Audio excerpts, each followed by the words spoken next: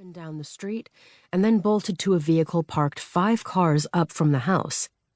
It was definitely possible that JJ and Doug were having an affair.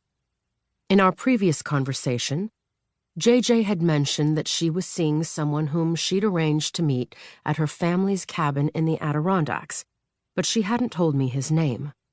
I searched through my tote bag for my notes from my first conversation with Kelly. Yep, Kelly had said her husband was out of town the day Shannon disappeared. If they were having an affair, it shed an interesting light on the Baker/Claiborne family dynamics. At the very least, Doug's circumspect manner hinted that he and JJ were doing something that they didn't want anyone else to know about, perhaps sharing information about the case. If so, I needed to determine what it was. I let 5 minutes pass before I knocked on JJ's door. I wanted to make sure that she wouldn't suspect that I'd spotted Doug's departure. I'd spring that information on her at the end, even though it was bound to piss her off. It took 3 rings for JJ to answer. She was fully dressed when she opened the door, in black leggings, ballet flats, and a long denim top. But her hair had a more tousled, bedheady look than I'd seen on her before. Of course, she could have taken to her bed in grief over the death of her friend. "Yes," she said warily, clearly remembering me. "Hi, JJ. I'm so sorry for your loss. Do you have a minute? I really don't want to talk to the press anymore. I've had my name in the papers way more than enough.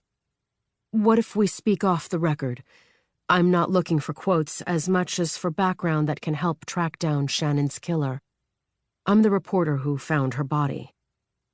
"I thought it was the reporter from the Post-Star." "We were together, but I was the one who received the phone tip." "Okay, come in. Are your kids off doing kid things today?" I asked, trailing her into the quiet house.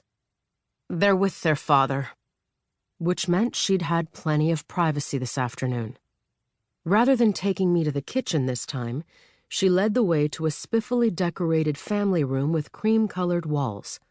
The sofa was beige, covered in a nubby, suede-like material, and punctuated with iCat pillows in red, mango, and beige. A built-in unit featuring a flat-screen TV took up most of one wall, its low shelves neatly stacked with board games and DIY craft kits. I saw that JJ's real estate staging career definitely carried over to her home. After dropping onto the sofa, she motioned for me to take the armchair facing it. Now that I was in better light, I could see that she looked spent, and not necessarily in a post-coital way. Her skin was blotchy and her eyes puffy, from either lack of sleep or crying, or both. All in all, she seemed less flinty today, too, softened a little by events.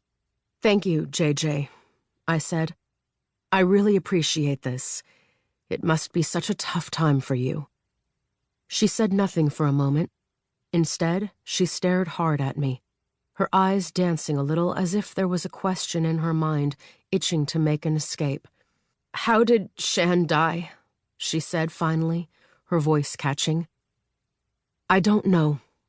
There'll be an autopsy, of course, and the police will release certain details, but perhaps not all of them." "Do you think she suffered?" "I don't." "What if she was tortured or raped?"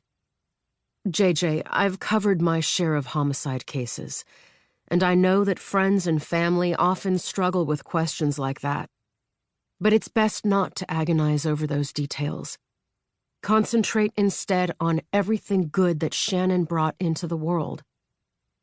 "You mean all the good that's now been trampled on? Noah and Lily are going to be forced to live in this permanent horror show. I left Cody a message saying I'd pick them up anytime he needed help, but I can't imagine how I can look them in the eye." Let me get right to the point.